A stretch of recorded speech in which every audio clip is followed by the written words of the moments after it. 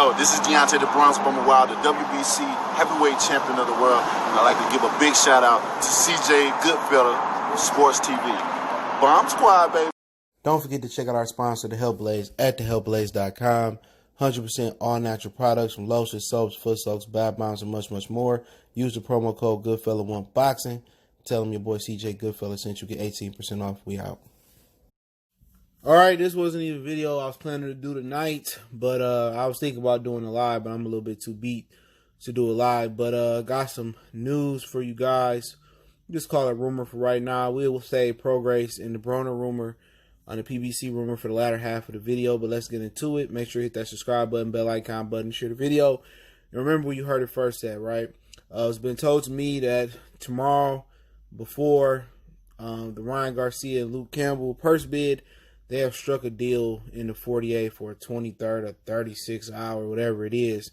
Not sure what time the purse bid tomorrow. So Ryan Garcia and Luke Campbell will announce their fight tomorrow. I thought Lomachenko was announcing their fight today, but I guess it was some change of plans. They might push it back a couple weeks. But tomorrow I'm hearing before the purse bid, Ryan and Luke are expected to have already reached an agreement. So, I mean, it's a huge fight. It's a really good fight. It's a fight that looked like Ryan was going to duck out of. Ryan knew that if it went to purse bid, he probably was going to get nowhere near the number that, you know, he was looking for. And then he was going to pull out, and there was going to be a lot of criticism and backlash. So I know Eddie Hearn was talking about, you know, buying purchasing or winning the purse bid. So now it seemed like they came to an agreement. Not sure where the fight going to happen. Not sure about what the particulars are as far as the finances and, you know, the money and the split or whatever that situation may be. But it is a title eliminator or interim title fight. The winner is the mandatory for Devin Haney. But I also have heard a scenario of the winner will fight Gervonta Tank Davis. Tank said he'd take Luke or Ryan. It sounds that him and Ryan have a handshake agreement to fight next, leaving Devin Haney out in the cold once again. I told you guys, Devin Haney might end up like Gary Russell. He might end up like Terrence Crawford because he signed to the wrong promoter. And, you know, Eddie Hearn's just not going to be able to get him them fights. Now, if he was, you know, a Corolla or a Luke Campbell type of fighter that was vulnerable, then he probably will be able to get those fights. But his skill level, his work ethic, his dedication, he ain't going to get no fights. You know, he could be on the right side of the street and not get those fights, to be honest. So, you know, it's unfortunate for him, but who knows? Maybe Gervonta loses to Leo Santa Cruz, or maybe he gets into some more trouble and Ryan got to see Devin Haney. So, you know, a lot of things can happen between now and, you know, then, right? But right now, as it's being told to me, that Ryan and Luke is actually a done deal. So you should see an announcement tomorrow before the purse bid. If it go to purse bid, then I would just say be prepared not to see the fight. All right, but I'm hearing right now that it's a done deal. So, I mean, look forward to the fight. Like I said before, it's going to be basically, can Ryan basically, you know, get the respect of Luke Campbell early in this fight? Can he maintain distance? And for Luke Campbell, you know, can he, you know, crack Ryan Garcia's jaw? Can he get past that wild left hook? Can he be patient and systematically break Ryan, get down and take Ryan into the deeper rounds? You know, Luke Campbell ain't really known for following the game plan, though, to be honest, or having a good game plan. Lomachenko, they tried to go out there and outbox Lomachenko, and any fool knew he didn't have enough, you know, levels to his game to outbox Lomachenko. They should have went in there and roughed Lomachenko up. If Ryan Garcia come in there and he come in there with that fire, he come in there with that energy, he should be able to get Luke Campbell respect early on. But Luke is a guy that's timid, that's soft. You know, he ain't got no heart. His heart pump Kool-Aid.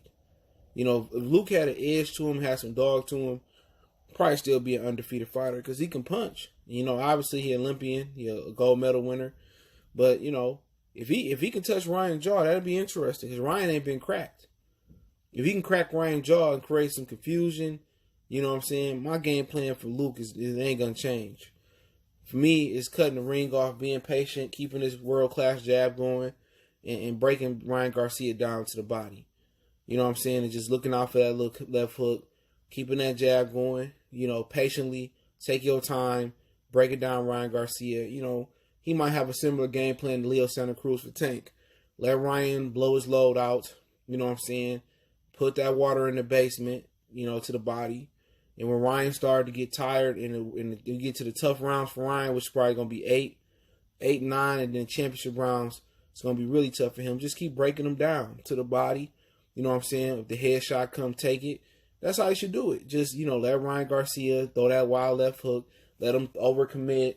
And then just keep touching him to the body. And then when Ryan hands drop and he get tired, then clock him upstairs. It's an easy game plan for Luke Campbell.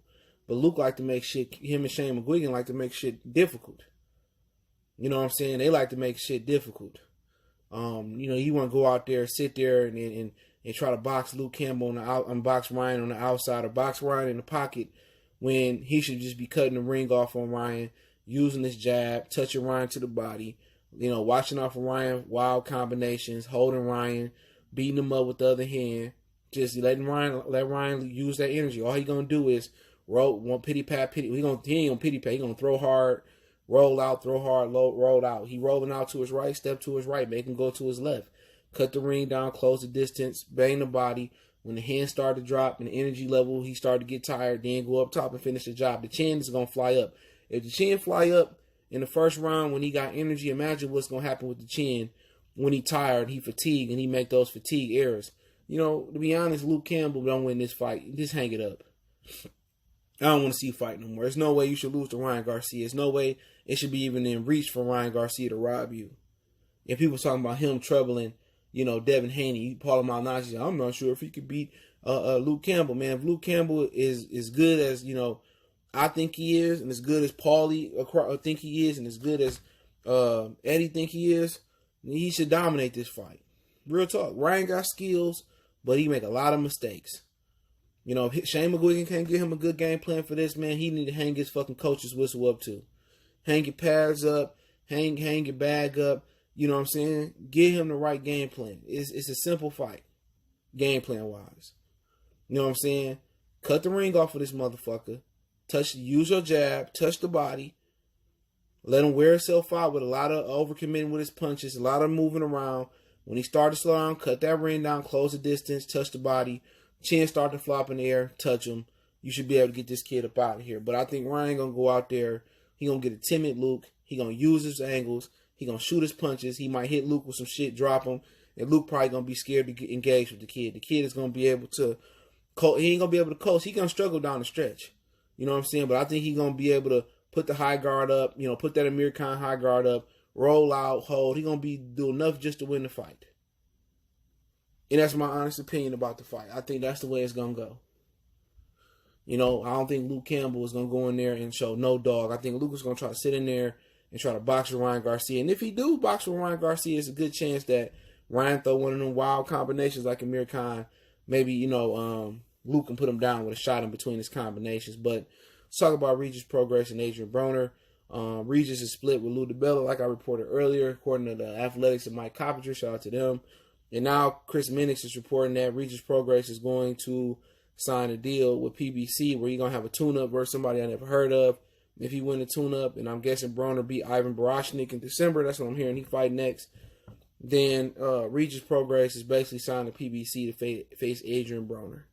Okay, so he signed his life away, or he signed himself away to PBC. Now, people saying, why he couldn't sign to PBC and still retain Lou DiBella? Lou DiBella and Al Heyman had a fallout after Lou DiBella set up a meeting for Deontay Wilder to meet with the Zone executives about fighting Anthony Joshua on the Zone. So, basically, they fired Lou DiBella for trying to make Wilder and Anthony Joshua on the Zone. So they fired him for that, according to him. But it just lets you know Al and them weren't trying to really do that fight. To be honest, he had a 3-fight, $100 million deal on the table, which he should have took that deal, beat AJ, and rolled off into the sunset. They wanted to be different and keep up with the Joneses, so they wanted to get Tyson Fury, the guy who had the worst style for Deontay Wilder. And now they're on the brink of extinction, all right? Don't forget Wilder gave Fury 50-50 in the first fight, in the second fight, and now in the third fight, Fury gets 60-40. Let me know who mispromoted or who badly promoted, who mismanaged, all right? Wilder's a fool if he keeps Shelly Finkel and Al Heyman on. They gave him a fucked up deal. You gave a challenger 50-50 twice? Even after the dude ducked you the second time and made the fight go on a year later, you still give him 50-50. But, at the end of the day, it is what it is, A lot of motherfuckers don't even know they got snakes in their grass. They cut their grass every week, every 2 weeks. They plant flowers. They growing their peppermints, their watermelons in the back, and they don't even see the snakes. We ain't talking about no gardens. These motherfuckers got anacondas, in their teams, man. But as far as Regis going to PBC to fight Adrien Broner, that shit is irrelevant. What is that going to get you? You know what I'm saying? It's not going to get you a title. Not to my knowledge right now. It's not going to get you nothing. You know what I'm saying? It ain't like Broner ain't running 3 years. It's not even 100% that Broner going to be Ivan Broshnik. So my whole thing is hopefully Broner ain't the ultimate goal for Regis Prograis. Hopefully the ultimate goal for him is, getting a world title, fighting, Errol Spence, fighting, Manny Pacquiao. Hopefully that's the goal. But he signed himself to fight Adrien Broner. And maybe he think that's still a big fight. Broner ain't running 3 years now. But it's sad that you got to sign to a promoter to get certain fights, not even A-level fights. He signed him to get a C-level Broner, C-. If he don't go in there and stop Broner, then he did that. He did all that shit in vain. He gonna get the bag, but it still ain't gonna boost his popularity to nothing, man. So hopefully his ultimate goal is either trying to sit there and get a belt at 140 at junior welterweight, or get a belt at 47. Now, it'd be crazy if Prograis entered the 147-pound limit. You got Madonna supposed to be popping his head back in. Keith, Sean, Josito Lopez, Omar Figueroa, who down there in the Texas Amateur, with him and Errol. It's a lot of different possibilities for Prograis. Even staying at 140, if you feel comfortable there, it's Mario Barrios. It's the dude that gave him a hard fight that trained with Joel Diaz. It's Robert Jr. It's Francis Bartholomew. It's some good fights. I thought he'd probably go to top rank, to be honest. Terrence Crawford ain't got no opponents. If he really wanted that fight, he could have went over there, tuned up, and probably got Crawford. And if he beat Crawford, he would have got Jose Ramirez or Josh Taylor too. But like I said, he ain't about that life. I see through these dudes talk all that shit. They the best, and they pumping themselves up. You look at their resume, it doesn't certify what they saying. It doesn't co-sign, what they saying. So, like I said before, he in the money hunt. He ain't looking for the biggest and the best fights. He looking for the most lucrative fights. You can't knock nobody that's looking to get paid. But I hope there's a bigger purpose in him going to PBC than to fighting Adrien Broner. But as far as the fight go, if he don't stop him, it don't count. Straight up and down. If he don't stop Adrien, it don't count. Straight up and down. Ain't no two ways around. I say it again. If Regis Prograis don't stop Adrien Broner, it don't count. Anything less than the stoppage, man, I don't want to hear shit. I don't hear shit about. Anything less than the stoppage, I don't want to hear about it. It's just straight up and down.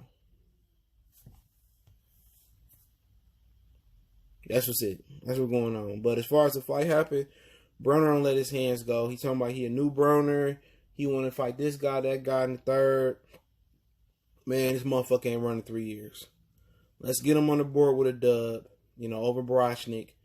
And let's see where we go from there. But, this is still a nice little fight. Hopefully they can do it with fans in the building. Not sure what PBC deal is for Regis, but hopefully Regis is going to be able to get another world title fight. He blamed, Hooker for, the fight falling out, but it seemed that him as promoter ain't on the same accord, no way. He had one more fight left, so he signed with the PBC. So, best of luck to him, but if your ultimate goal is to go fight Adrien Broner, I don't know what to tell. I hope you're getting a lot of money. But, it's still a cool fight. I still support the fight and watch it, as long as it ain't pay-per-view. But, I don't think anybody main goal should be fighting Adrien Broner. Hopefully his goal is Spence. Hopefully his goal is another title at 40. Hopefully his goal is Pacquiao, Sean Porter, Keith Thurman, somebody like that. But I just love how he talked all that shit about wanting to fight Bud and all that. And then, when the opportunity came, he wanted to put his tail between his legs. And also, he still got Mikey Garcia, too. So, he go to PBC, he got some good fights. So, happy he getting the bag. It's another one of them dudes that was on the Chitlin circuit, who was fighting for free. So, to be honest, Regis deserved to be able to sit back and lay back and enjoy his vacay. But remember, he on the wrong side of 30, I believe. So, You know, to be honest, he need to be trying to do as much as possible. But I think the book is out on him. I think his small ass should stay at 140. 47 too big for him right now. So, I mean, people talking about him and Virgil Ortiz. I mean, he should be able to beat Virgil right now. But down the line, Virgil might get better. But hey, let me know what you guys think. Don't forget me on Facebook, Instagram, Twitter. You can reach out if you got a business question, inquiry, sponsorship, video request. Keep sharing the videos. Want to make a donation, Cash App, PayPal, subscription. The best way to donate is share the videos. But let me know what you guys think about Luke and Ryan making a deal at the last minute, and what you think about Adrien and Regis coming up probably late or early next year. Excuse me. One time for the one time. It's your boy CJ Goodfella Sports TV, and let me know how y'all feel in the comment section. But Ryan and Luke is done, and Adrien and Regis is on the horizon. And let me know if you want to see that fight.